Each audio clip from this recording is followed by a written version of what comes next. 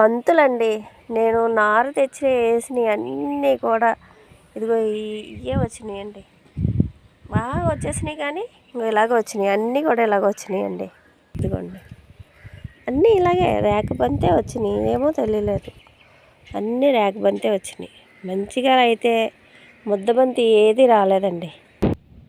ఇంకోండి చూడండి, ఎక్కడ చూసినా ఈ రేక బంతి పూలే ఉన్నాయి మా బిల్డింగ్ అంతా.